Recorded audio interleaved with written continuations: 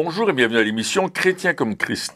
Le thème de notre émission aujourd'hui est transporter les montagnes. Aïe, aïe, aïe. Christine, tu as un texte à nous lire là-dessus. Oui, dans Matthieu chapitre 17, verset 20, qui nous dit « Si vous aviez la foi comme un grain de sénévé, vous diriez à cette montagne, transporte-toi d'ici là, et elle se transporterait, rien ne vous serait impossible. » Alors, on a vu dans l'émission précédente qu'on avait le Dieu de l'impossible, mais ici, il nous dit, si vous aviez la foi, juste un tout petit peu, rien ne vous serait impossible. C'est extraordinaire. Alors, évidemment, la foi, on en a parlé en long et en large dans des émissions précédentes, hein, mais on a vu que la foi, c'était pas juste le fait de s'attacher à quelque chose que nous, on aimerait bien, mais que la foi, c'était plutôt de voir ce que Dieu disait, de voir ce que Dieu voulait faire et d'aller avec Dieu dans cette aventure. Ouais. C'est pas nous les initiateurs, mais c'est Dieu l'initiateur.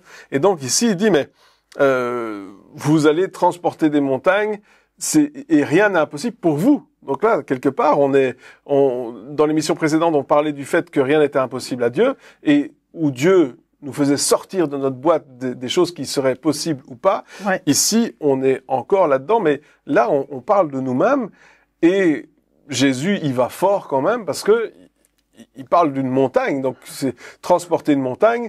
Alors transporter, je sais pas moi, une table, ça va. Transporter un chariot, peut-être à l'époque, il fallait être plusieurs. Et une montagne, c'était même pas envisageable. Personne avait dit, ah tiens, je sais ce qu'on va faire aujourd'hui, on va aller transporter une montagne. C'était pas vraiment dans la mentalité. Oui, mais juste une petite chose, c'est pas écrit que tu vas transporter la montagne. Il va dire que la montagne, elle va se transporter toute seule. En plus. En plus, donc là, on est encore à un autre niveau. Voilà. Et on voit que c'est la foi de Dieu qui est là, et Dieu nous donne cette foi à nous, la mesure de foi que Dieu a donnée à chacun d'entre nous. Elle est là, et en fait, au départ, elle est toute petite, cette mesure de foi, c'est le grain de sénévé, mais il dit avec cette petite mesure de foi-là, que moi je vous ai donné, c'est pas une foi que j'ai inventée ou que j'ai essayé de créer moi-même, c'est Dieu qui me la donne. Vous êtes capable de déplacer une montagne. C'est-à-dire que la promesse de Dieu, la parole que Dieu a donnée, va nous permettre de changer les événements autour de nous si nous croyons Dieu pour que ça change. Oui. Et là, il y a vraiment une différence. C'est pas, il y a quelque chose qui va se passer autour de nous parce que j'ai mis ma foi dans celui à qui rien n'est impossible. Alors, comment on se donne la main? C'est le papa qui vient avec son petit garçon. Et tout d'un coup, il y a un lion qui s'amène, et puis le papa il dit « Oh, attention, le lion, là, t'arrêtes ça, là, ou sinon je te tire une balle, tu vas voir. » Et le petit garçon, il dit « Ah, que je suis fort. » Mais non, c'est son papa qui est fort, là. C'est lui qui est tout puissant pour arrêter le lion. Ouais. Mais le petit garçon, il se sent aussi puissant que son papa. Il dit « Ah, on a arrêté le lion. » Oui, et puis bon, après maintenant, si on regarde le contexte de cette histoire, parce que c'est quand même important de regarder le contexte. Hein, on le rappelle, on suit le livre sur les 31 clés pour le salut, la délivrance et la guérison divine. Tout à fait. Je vais finir par le savoir par cœur. Et donc ici, on est dans un contexte de délivrance. Hein, où clairement, il y a quelqu'un qui vient vers Jésus, il se jette aux pieds de Jésus, il dit aie pitié de mon fils, il est possédé, il a un problème. Et les disciples n'ont pas réussi à le guérir. N'ont pas réussi à le délivrer, et donc toi fais quelque chose, puis Jésus évidemment il va le délivrer, et puis voilà il dit mais si tu avais la foi juste un tout petit peu, tu pourrais dire à cette montagne dégage. Mais ce qui est important de savoir aussi, c'est que lorsque ici on parle de montagne, on parle pas juste de montagne physique. La montagne, ça représente une autorité. Ça représente une domination, ça représente un lieu fort, si on veut, une forteresse. Donc, quand Jésus, il parle de montagne, alors on pourrait dire physiquement, pourquoi pas, mais je pense que dans ce cadre-ci, il est en train de dire que ce que le jeune homme, il avait comme problème, c'était que c'était pas juste un démon standard, on va dire ça comme ça. C'était pas le petit démon le petit démon du village d'à côté, mais apparemment il y avait une autorité qui était là, et ils n'arrivaient pas à la dégager parce que justement, ils n'avaient pas cette foi en Dieu. Ils n'avaient pas, c'est-à-dire que leur foi n'allait pas jusque là, ou ils n'avaient pas, je sais pas, il y a quelque chose qui manquait en tout cas. Et donc, et c'est ça que Jésus il est en train de dire. Il est dire, mais ça part, oui, mais il faut que tu changes de mentalité, il faut que tu changes d'attitude. Et ici, comme on parle quand même de délivrance, il faut savoir que encore aujourd'hui, même si beaucoup disent « Ah, mais la possession, ça n'existe plus, il y a personne qui est possédé, etc. » Non. Beaucoup de personnes ont encore besoin aujourd'hui d'être libérées. Beaucoup de personnes souffrent parce que, ici, le garçon, il souffrait. Souvent, on voit les personnes, si on pense à des films, etc., on voit les personnes qui sont possédées comme des personnes qui sont, quelque part, ils l'ont voulu, ils l'ont cherché, ils l'ont voulu, c'est leur faute, etc., ils sont méchants, machin, ils l'ont bien mérité, et tout ça. Mais c'est pas du tout ça. Ici, le garçon, il souffrait vraiment, il avait vraiment besoin d'être libéré, et Jésus l'a libéré parce que il avait la foi, parce qu'il a vu ce qui se passait. Il a peut-être que la foi, j'extrapole, mais peut-être que la foi lui a permis justement d'identifier quelle était cette montagne, quelle était cette autorité qui était là et qui régnait sur ce garçon. Et il a pu dire, parce qu'il l'a vu, il a dit, non, toi, ta place, c'est pas dans sa vie. Ta place, elle est sous le marchepied. Ta place, elle est pas là. Toi, ta place, elle est dans la mer. Elle est comme quand avec les cochons là, quand le démoniaque avec les légions, ils sont jetés dans les cochons. Qu'est-ce qu'ils ont fait les cochons? Ils se sont jetés en bas de la falaise. Donc quelque part, c'est ça. Hein. Il y a des montagnes aujourd'hui qui sont des montagnes spirituelles et qui sont réelles, qui ont un impact physique. Ici, c'est une montagne spirituelle, mais qui a un impact physique et qui ont besoin de se jeter dans la mer. Oui. Et là, Jésus, quand ses disciples lui ont dit, mais comment est-ce qu'on peut faire? Et Jésus a dit, mais cette sorte de démon ne sort que par la prière et par le jeûne. Alors, il y a un autre verset qui dit, mais cette sorte ne sort que par la prière et par le jeûne. Et là, il y a deux façons, si on veut dire, de le comprendre. C'est vrai que ce démon, cette montagne, c'est une bonne façon. Cette autorité ne peut sortir que par la prière et par le jeûne. Mais comme il est en train de leur parler de la foi, on pourrait traduire aussi, mais cette sorte de foi n'apparaît et ne vient que par la prière et par le jeûne. Parce qu'en fait, ce qu'il doit faire avec la montagne, avec l'autorité, avec les puissances des ténèbres, tout se passe au niveau de la parole. Qu'il dira à cette montagne, transporte-toi de là, et puis elle va le faire. Donc, il faut que notre parole, Jésus dit à un autre moment, il croit que ce qu'il dit arrive.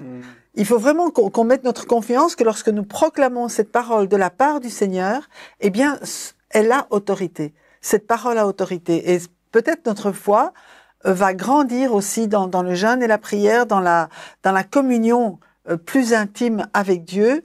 Et c'est là qu'on va prendre conscience de l'autorité qu'il nous a donnée, qu'il nous a déléguée, pour que ces puissances, pour que ces montagnes, pour que ces démons puissent être chassés dans le nom de Jésus, quel que soit leur niveau, parce que Jésus est au-dessus de tout niveau. Oui, c'est là qu'on va peut-être avoir une révélation où la parole a proclamé.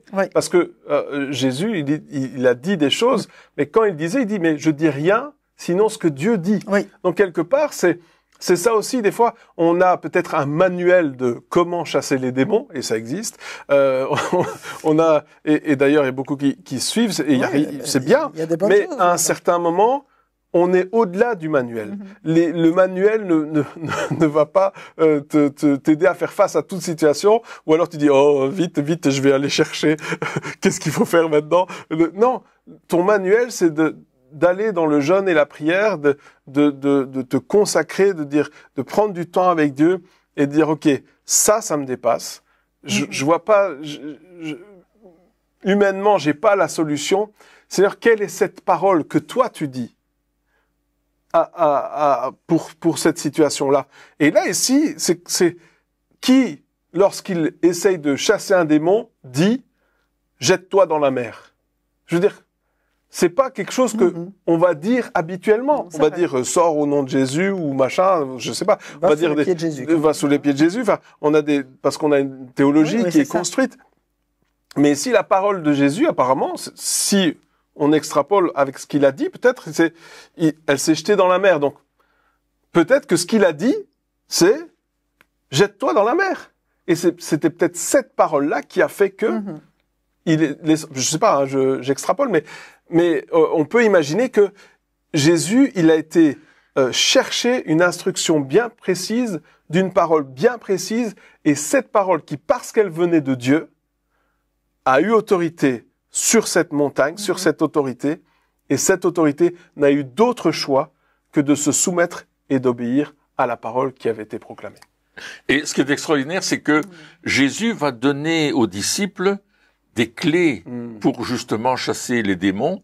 Premièrement, il va leur dire que il leur a donné toute autorité pour marcher sur les serpents, les scorpions et sur toute la puissance de l'ennemi, et que rien ne pourrait leur nuire. Donc il y a déjà une garantie qui est donnée là. Hein, et ça détruit la peur. C'est ça, il y a une assurance. Les gens ont aujourd'hui, absolument, en disant ah oui, mais si je commence à prier et chasser des démons, je vais avoir le contre-coup. Ça va me revenir dessus. Moi, je me souviens même qu'il y a quelqu'un qui disait attention, n'impose pas les mains à quelqu'un, ça pourrait te revenir sur toi. Je dis mais c'est pas biblique. C'est nulle part dans la Bible. C'est écrit là-dessus quand il dit de pas imposer les mains avec précipitation. Si c'est ça la référence. Il parle de pas mettre des anciens en place trop vite. Ça n'a rien à voir avec prier pour les gens. Oui. Donc ça, c'était... Donc, continue. Oui. Donc, alors, ça, c'est dans Luc 10, 19 que je viens de citer précédemment. Maintenant, il dira dans Matthieu 16, en mon nom, voici les miracles qui accompagneront ceux qui auront cru en mon nom, ils chasseront les démons. La première chose qu'il dit, donc, on va utiliser le nom de Jésus. Pourquoi? Mais tu l'as très bien dit tout à l'heure, le nom Jésus est au-dessus de tout nom qui peut se nommer dans les cieux, sur la terre, sous la terre, peu importe l'endroit, le nom de Jésus est au-dessus parce que Christ a payé un prix extraordinaire en mourant à la croix où il a pris notre péché, mais il a pris aussi le péché en tant que tel. L'œuvre de l'ennemi était détruite à la croix parce que Jésus est venu, nous dit l'apôtre Jean dans sa première épître, pour détruire les œuvres du diable. Oui. Et là, on a une assurance à nouveau que c'est déjà fait. Et encore une fois, si on veut mettre l'équilibre, en mon nom, c'est pas une formule magique. Oui, parce que là aussi, hein, on détourne les choses en disant, on finit quelque chose en disant au nom de Jésus, et là, du coup, ça valide tout le reste. Non, quand on dit en son nom, c'est parce que justement, on fait ça sous l'autorité de Jésus, que Jésus nous a donné, et de dire, ok, c'est pas moi qui fais ces choses-là, je les fais pas en mon propre nom à moi, mais je les fais au nom de Jésus. Donc, c'est plutôt comme ambassadeur, représentant du royaume de Dieu. On a reçu un mandat. Exactement, plutôt qu'une formule magique qu'on pourrait dire à la fin d'une prière pour la valider. Et ça, c'est important que tu soulignes que j'entends souvent le nom de Jésus qui est prononcé dans le nom de Jésus, à tout bout de champ. Même quand c'est pas nécessaire de le dire, c'est comme si c'était un mot magique qu'il faut utiliser absolument. Mais il n'y a rien de magique dans le nom de Jésus. Jésus a reçu l'autorité parce qu'il a payé à la croix. Et c'est quand tu utilises son nom, fais attention comment tu l'utilises. Et ça établit le fait de dire, voilà, ce que je suis en train de déclarer ici, je ne le fais pas avec ma propre autorité, mais je le fais en tant que représentant de Jésus, en tant qu'ambassadeur du royaume de Dieu. Et justement, parce que je suis ambassadeur, il y a toute l'autorité du royaume de Dieu qui est déversée au travers de moi, parce que c'est ça que je représente quelque part. Oui. Et c'est d'ailleurs ce que l'apôtre Paul dit, que nous sommes des ambassadeurs de Christ pour annoncer la réconciliation avec le Père. Et le seul moyen d'être réconcilié avec le Père, c'est de passer par le Christ, par Jésus, au nom de Jésus, dans le nom de Jésus. On a cette réconciliation. Mais si tu utilises le nom de Jésus sans réconciliation préalable, tu vas risquer de te faire taper dessus, comme les 7 fils de Sheva, qui ont voulu utiliser le nom de Jésus que Paul utilisait, et quand ils ont chassé le démon, on trouve ça dans Actes chapitre 19 d'ailleurs, ils ont dit au démon, dans le nom de Jésus que Paul prêche, on te chasse, et le démon a dit, ouais, Jésus je connais, Paul je connais, mais vous je vous connais pas. Boum boum, il a commencé à... Et ta formule magique là, elle sert à rien. C'est ça. Donc l'important c'est de ne pas jouer avec ça. On a reçu l'autorité. Si on est un enfant de Dieu, attention, je spécifie bien. si on est un enfant de Dieu, né de nouveau, passé par les eaux du baptême, recevant le baptême du Saint-Esprit, qui marche avec Dieu, qui est fidèle à son église locale, qui aime le Seigneur, qui connaît la parole, alors nous allons chasser les puissances, les démons dans le nom de Jésus. Oui, et on a cette autorité en Jésus, hein, comme tu dis. On a, et c'est ça, il faut pas avoir peur. Hein. Si Jésus nous a donné cette autorité, ce pouvoir, etc., on n'a pas peur. Et quand on parle ici de délivrance, de chasser des démons, alors moi, ce que je pensais, c'était, oui, bien sûr, on a besoin de proclamer la liberté pour les personnes, c'est une réalité. Oui. Mais là où nous sommes aussi, il y a des puissances et des autorités. C'est vrai. Dans les régions, dans les villes, dans les villages, là où nous habitons, dans notre rue, dans notre pâté de maison, il y a des choses qui se passent. Et là aussi, il y a des montagnes. Et là aussi, on a besoin de prier et de dire, Seigneur, montre-nous aussi quelles sont ces montagnes. Parce que nous devons aussi avoir un impact. On est appelé aussi à amener la bénédiction là où nous sommes et amener l'évangile là où nous sommes. Alors, est-ce que là aussi on peut demander à Dieu, mais Seigneur, donne-moi justement ton amour pour mon quartier, ton amour pour les gens qui sont autour de moi. Il faut parler de Jésus aux gens, c'est vraiment important. Mais je crois que avant, c'est important de faire un travail spirituel et de dire, Seigneur, quelles sont les puissances qui retiennent justement ces personnes. Oui. Et là, si on commence à faire ce genre de choses, là, on amène une délivrance qui n'est pas forcément une délivrance de démons, de possession, on va dire ça comme ça, mais une délivrance d'un joug qui pourrait être sur les personnes, des mensonges qui sont établis et qui ont besoin d'être brisés. Et ça aussi, c'est important. Ah oui. Ça, amener le salut, c'est aussi comme ça que ça fonctionne. D'abord, il faut lier l'homme fort avant de pouvoir prendre la maison, avant de pouvoir avoir un impact. Et ça, c'est aussi notre mission. C'est notre mission, et ce mandat-là, parce que j'appellerais ça vraiment un mandat, c'est lui aussi qui va se chercher dans le jeûne et la prière. Tu ne t'inventes pas avec ce mandat. Tu ne fais pas, ah ben aujourd'hui je vais faire ça. C'est vraiment aller dans la présence de Dieu et lui demander, comme tu dis, d'abord la révélation des puissances qui influencent les personnes et qui les empêchent de venir au Seigneur. On dit que c'est le prince de ce monde qui aveugle l'intelligence. Donc ça, c'est quand même important, comme tu le disais, de briser cette influence et de voir, comme je le disais, le mandat qu'on a reçu. Et généralement, c'est pas le mandat d'une personne. Ça va être le mandat de plusieurs qui vont se mettre ensemble pour prier, pour jeûner et pour abattre ces forteresses qui lient la région, qui lient la ville. Oui, parce qu'on voit justement que autour de nous, il y a des besoins. Autour de nous, il y a des personnes qui souffrent. Autour de nous, peut-être que dans le quartier dans lequel vous vivez, il y a, je sais pas moi, du trafic de drogue, peut-être qu'il y a beaucoup de violence, peut-être que le nombre de vols ou de suicides ou peu importe est énorme et vous le savez. Et donc, qu'est-ce qu'on fait? Est-ce que on se plaint?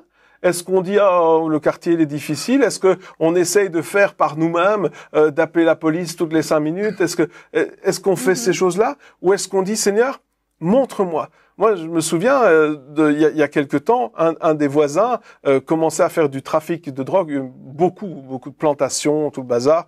Et à un certain moment, il vient et puis il dit, mais moi, il y a personne qui pourra. La police, elle peut venir et ils savent rien faire, et etc. Il me disait ça. Il commençait à devenir violent. Il commençait et on priait et moi, je me souviens, à un certain moment, je priais, je dis Seigneur, vas-y, et je reçois une révélation. Et je commence à déclarer ce que Dieu déclare. Et dans les jours qui ont suivi, c'était pire encore. C'était pire. C'était comme si l'enfer se déchaînait. On n'arrivait plus à dormir la nuit parce qu'il y avait du bruit tout le temps. Et là, un jour, ça arrive à son apogée. C'est quelques jours après que j'ai déclaré ces choses-là. Et le voisin, il sort, il commence à jeter des trucs sur les voitures. Et puis, il dit, et moi, de toute façon, personne ne pourra jamais m'atteindre. Il me dit ça à moi. Il était 2-3 heures du matin. Moi, j'étais en haut à la fenêtre. Je dis, mais arrête, s'il te plaît, arrête. Et il dit, personne ne pourra m'atteindre et tout. Et au moment où il dit ça, il y a une voiture de police qui arrive, qui s'arrête.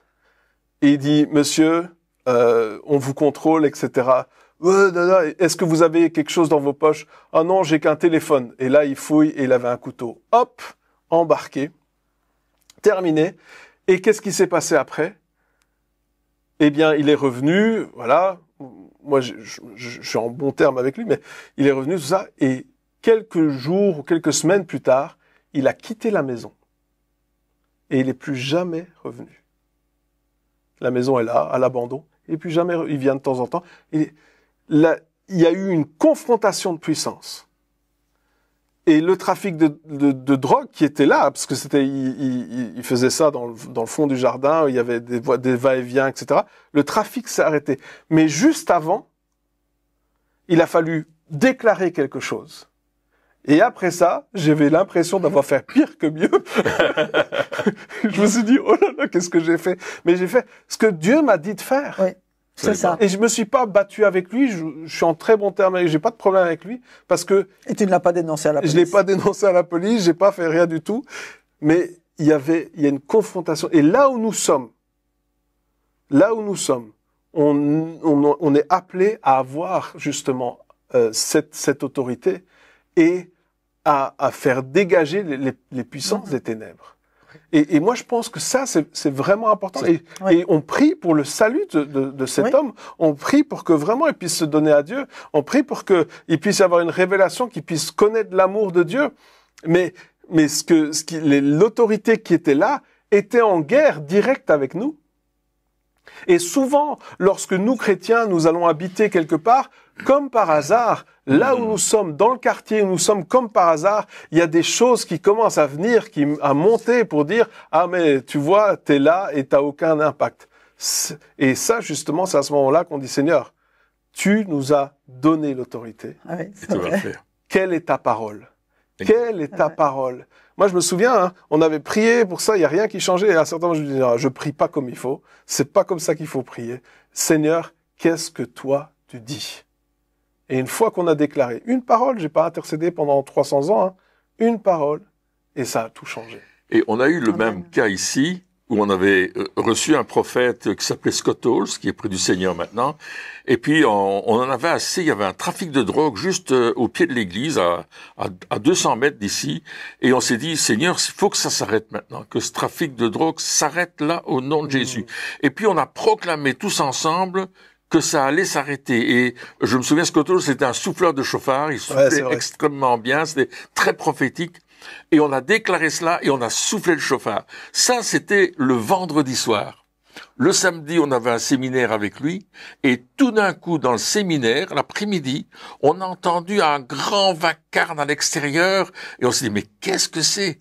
Et en fait, la police avait arrêté une voiture remplie de trafiquants et elle les avait menottés au pont, à la balustrade du pont. Ils étaient tous là. Ils avaient tout arrêté et le trafic de drogue le lendemain était arrêté. On a eu la même chose, on priait devant les bâtiments de l'OTAN à Bruxelles et on a commencé à proclamer que Dieu allait dénoncer les terroristes qui voulaient faire quelque chose.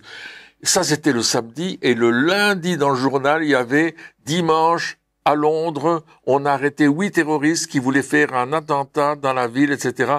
Et c'était la suite à une proclamation à un certain moment de choses que Dieu nous a données et on a pris autorité dans le nom de Jésus et ça s'est passé. Ouais. Il y a eu vraiment un miracle qui s'est passé. Alors oui, on va transporter la montagne, rien ne nous sera impossible, mais nos cœurs doivent se tourner vers Dieu et encore une fois, on veut que la région où on se trouve, comme tu le disais précédemment, eh bien, elle soit dans la paix et qu'elle puisse recevoir la bonne nouvelle, que rien n'empêche de recevoir la bonne nouvelle. Parce que toutes ces choses, la drogue, la violence, les abus sexuels, etc., le mensonge, le suicide, il y a beaucoup de le suicide, oui, tout ça, c'est des manières de l'ennemi d'emmener des gens avec lui en enfer.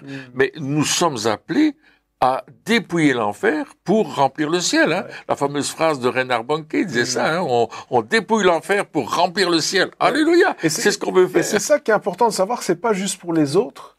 Dieu nous appelle nous aussi, là où nous sommes. Hein, tu disais, c'est bien de prier en groupe pour ce genre de choses. Dieu nous appelle là où nous sommes à avoir cet impact. Alors peut-être que personne ne sera jamais au courant de ce qu'on a fait. Oui. Peut-être personne, on n'aura pas de médaille en disant bravo, vous avez libéré la ville de machin. Non, c'est la police qui va avoir une médaille. C'est très bien parce qu'ils font un bon travail. Très bien. Donc, mais on n'aura peut-être pas de reconnaissance. Mais c'est pas pour ça qu'on le fait. On le fait parce que on a une passion pour les personnes qui sont autour de nous. Et on voit qu'il y a une détresse, et nous sommes, comme tu dis, on est là pour apporter la lumière dans les ténèbres. Oui. Et en fait, notre foi, elle est aussi basée sur l'amour de Dieu. Parce que l'amour qui est dans nos cœurs pour les personnes autour de nous, il vient de Dieu. Parce que Dieu les aime. Quel qu'ait été leur passé, il les aime.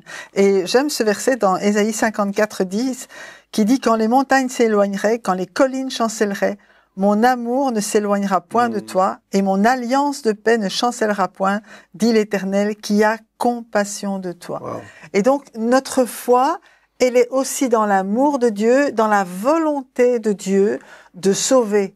Et il nous transmet cette volonté pour qu'on puisse avoir, nous aussi, la compassion. Donc, je pense, l'important pour nous, c'est de laisser Dieu agir dans nos vies pour être les canaux de l'amour de Dieu autour de nous qui s'exerce en annonçant l'évangile, qui s'exerce en chassant les démons, qui s'exerce en guérissant les malades et en libérant les personnes pour qu'elles puissent trouver, rencontrer ce Dieu d'amour.